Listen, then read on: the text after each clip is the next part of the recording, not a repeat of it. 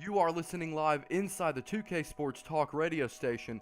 I'm your host, ASGTV, and we are here breaking down some more Orlando Magic basketball.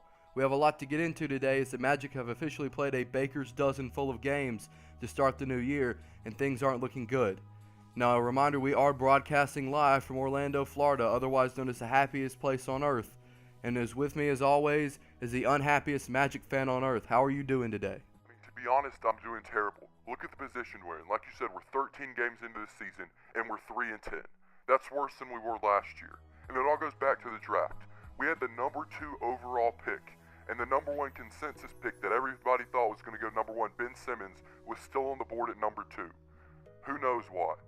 And then we trade down our pick to get a Washington Wizards first-round pick next year and their 4th overall pick. And the pick next year is going to be meaningless because the Wizards are one of the best teams in the Eastern Conference. So we trade down, we get the number 4 overall pick, and for some reason, nobody takes Ben Simmons. And so we can get Ben Simmons and we trade it down, so it's all a success story, great move by the GM. But no, we take Kris Dunn. And I mean, I like Kris Dunn, and we can get into that a little bit later.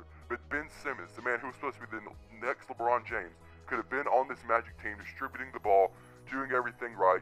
Victor Oladipo can play some point. He could have played the point. Fournier could have played the shooting guard, which is his natural position, not small forward. Simmons could have been at small forward. We could have had Gordon at power forward and Vucevic at center, and we could have been doing things in this league. But no, we had to get Kris Dunn, who's not even starting, even though he is pretty good. And I want to get into that. Elfrid Payton, I understand he came off an injury, but look at his numbers this year for the first 13 games.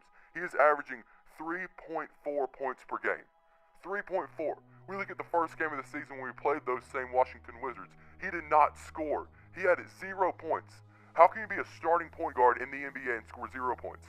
And I understand that he's rebounding decent for a point guard. He has around 5 rebounds a game. He has 8 assists a game. Everybody else in the starting lineup is producing because Vucevic has 16.5 points. Gordon Oladipo is averaging 12.5. And you have Fournier who's averaging 10.3.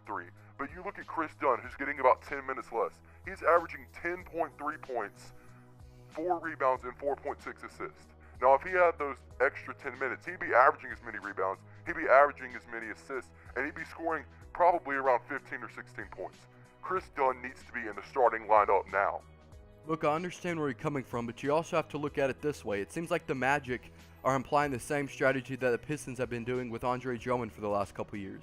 Have Vucevic in the paint, 4 shooters in the perimeter, and Vucevic can either beat his man inside the paint and get the easy 2, or he can kick it out to the shooters on the perimeter and they can get 3 balls. And Ben Simmons, he is a great passer, but Elfrid Payton has been showing some abilities as a passer, like you said, averaging those 8 assists per game, and Kris Dunn has even shown some playmaking ability. And the thing that you never seem to mention about Ben Simmons when we talk is that he can't shoot. He took 3 3-pointers his entire college season at LSU. He doesn't have a jump shot from mid-range either. So I understand that he could possibly develop that with the Magic, but he can't shoot right now, and everybody else besides Payton on this Magic team can shoot. And Payton can shoot the 3. He's just not good from mid-range, and he can also finish around the rim. And Kris Dunn, he's been playing some good defense, and his shot has been coming along too. So I do think Dunn was eventually the right pick. And I think that, I mean, you just got to wait because a lot of these guys are young, and if they can develop, the Magic will be really good in the next couple years. I don't want to wait. I want to win now.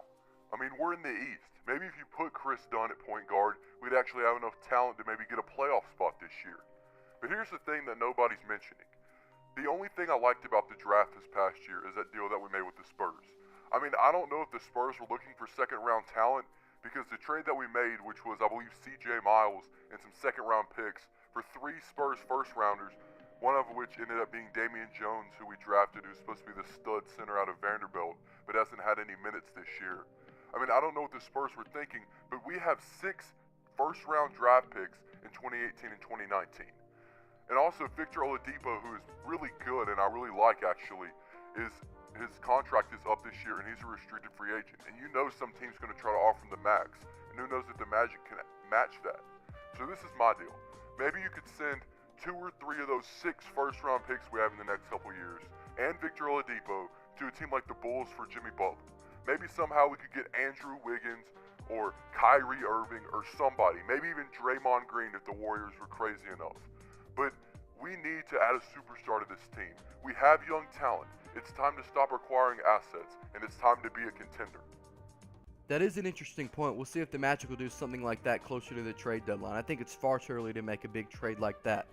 But I want to say one more thing regarding the Elfrid, Payton, and Kris Dunn situation.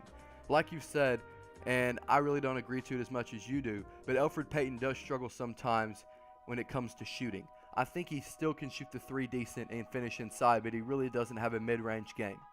But like we brought up those stats earlier, our other four starters are averaging above 10 points a game.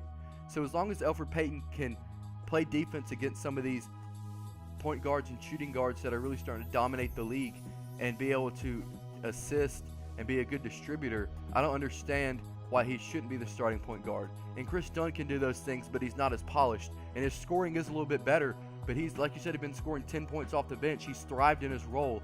And he and Mario Hezonja, who is also averaging above 10 points a game, have really been the spark plugs of a much improved bench. We've seen a lot of improvements from that bench with those guys, Terrence Ross, Andrew Nicholson, and Festus Ezeli. And, you know, my opinion is, why mess that up? Things haven't been working so far, but it seems like the team has been improving with each game, and I think eventually it'll get along once you give these guys more time to mesh. I understand where you're coming from, but this is my thought process. Don't have your second best point guard start. This is the NBA. Your five best players at each position should start. Kris Dunn is better than Elfrid Payton, period, so he should start. Okay, well, that just about wraps up everything here for more Orlando Magic basketball on the 2K Sports Radio Network. I'd like to thank my guest, the unhappiest Magic fan on earth. Don't forget, tomorrow night our Magic hosts the Detroit Pistons at 7:10 p.m. We'll see if they can improve to 4-10. That'll do it for me, ASGTV. You've been listening to Orlando Magic basketball on the 2K Sports Radio Network.